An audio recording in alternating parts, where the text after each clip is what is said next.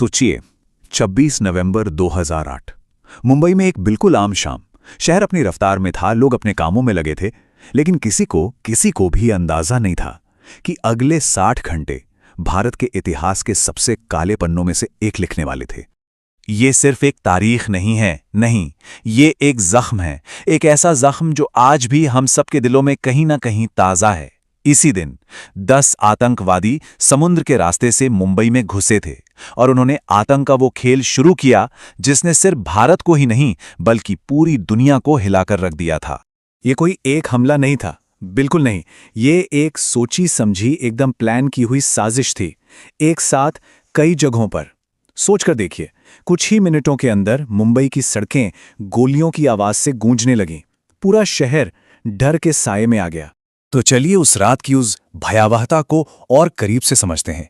देखते हैं कि कैसे मुंबई को अचानक आतंकवादियों ने अपनी गिरफ्त में ले लिया। 58 ये नंबर बहुत कुछ कहता है।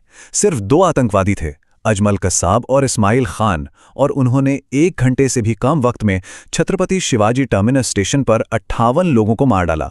ये उस रात की तबाही का शायद पहला और सबसे खौफनाक मंजर था। लेकिन जानते हैं, इस भयानक आतंक के बीच एक आवाज थी जो उम्मीद बनकर गूंजी। ये आवाज थी रेलवे अनाउंसर विष्णु दत्ताराम की। सोचिए, सीएसटी स्टेशन पर अंधाधुंध गोलियां चल रही हैं और वो लगातार अनाउंसमेंट करके लोगों को आगाह कर रहे थे। उनकी चेतावनियों ने न जाने कितनी जानें बचाईं। ये इस बात का सबूत है कि मुश्किल वक्त में एक आम इंसान भी हीरो बन सकता है। तो आतंकवादियों ने अपने टारगेट्स बहुत सोच समझकर चुने थे। मुंबई की सबसे भीड़भाड़ वाली, सबसे जानी मानी जगह, छत्रपति शिवाजी टर्मिनस जैसा स्टेशन, ताज और ओबरॉय जैसे लग्जरी होटल जहां विदेशी मेहमान थे, और एक यहूदी सेंटर। मतलब साफ था, मकसद था ज्यादा से ज्यादा लोगों को निशाना बनाना और पूरी दुनिया में खौफ फैलाना। अब सवाल ये उठता है कि इतनी बड़ी, इतनी सटीक साजिश को आखिर अंजाम कैसे दिया गया? इन हमलावरों को मुंबई के चप्पे चप्पे की जानकारी मिली कैसे? चलिए अब जरा पर्दे के पीछे चलते हैं और उस कहानी को समझते हैं जहां इस हमले की नींव रखी गई थी। इन हमलों के पीछे जो संगठन था उसका नाम है लश्कर-ए-तैयबा। इसे लीड कर रहा था हाफिज सईद। उनका मकसद था एक ऐसा हमला करना जिससे पूरी दुनिया दहल जाए, जो हर जगह की सुर्खियां बने, और उन्होंने ठीक वैसा ही किया। इस पूरी साजिश का एक बहुत ही अहम मोहरा था डेविड कोलमैन हेडली। वैसे इसका असली नाम था दाऊद सईद गिलानी। इसने क्या किया? इसने अपनी अमेरिकी पहचान का इस्तेमाल किया। एक अमेरिकी बनकर वो कई बार मुंबई आया और हमलों के लिए ठिकानों की जासूसी की, जिसे हम रेकी कहते हैं। और कमाल की बात यह है कि किसी को भी उस पर जरा भी शक नहीं हुआ। तो ये कोई रातों रात बना प्लान नहीं था, नहीं। इसके पीछे एक पूरी प्रक्रिया थी। पहले तो नौजवानों को भर्ती किया गया, अक्सर ऐसे लड़के जो घर से भागे हुए थे। फिर उनकी सोच को चरमपंथी विचारधारा से पूरी तरह बदल दिया गया। इसके बाद शुरू हुई महीनों की कठोर ट्रेनिंग, फिजिकल, हथियारों की और दिमागी तौर पर भी।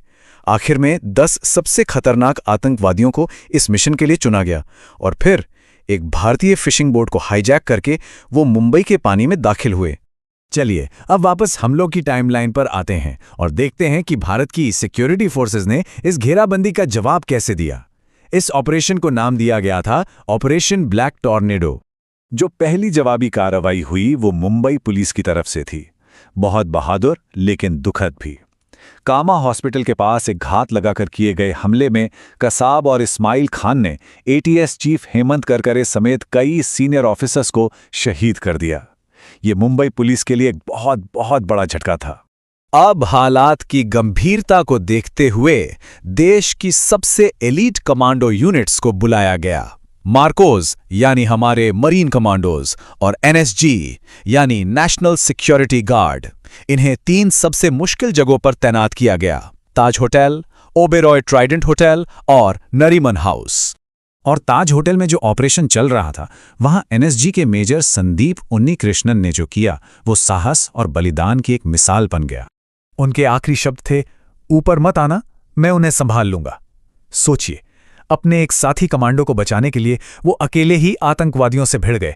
इस हिम्मत भरे काम में उन्होंने अपनी जान की परवाह नहीं की और अपने साथी को बचा लिया। आखिरकार ये घेराबंदी खत्म हुई, लेकिन अपने पीछे ये बहुत गहरे जख्म छोड़ गईं। चलिए अब उन आंकड़ों पर एक नजर डालते हैं जो हमें बताते हैं कि इस आतंक की कीमत कितनी बड़ी थी। 60 घंटे, पूरे 60 घंटे, करीब करीब 3 दिनों तक मुंबई शहर आतंक के साए में कैद रहा। कुल 166 लोग, जिनमें आम नागरिक और हमारे सुरक्षाकर्मी भी शामिल थे, उन्होंने अपनी जान गंवाई। ये सिर्फ एक नंबर नहीं, ये उस रात हुए नुकसान की एक दर्दनाक याद है।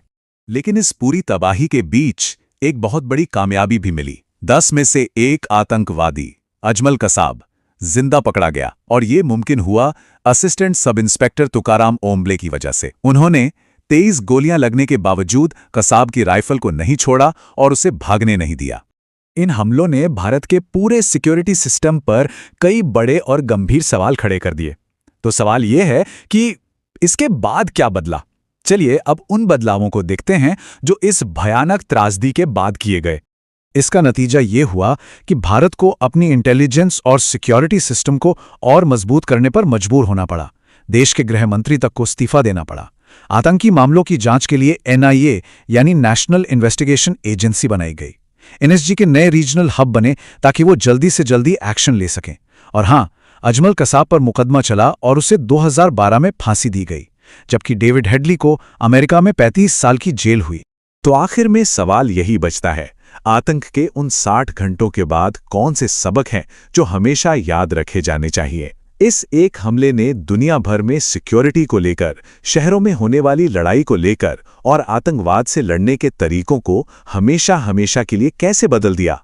ये एक ऐसा सवाल है जिसका जवाब शायद आज भी दुनिया ढूंढ रही है।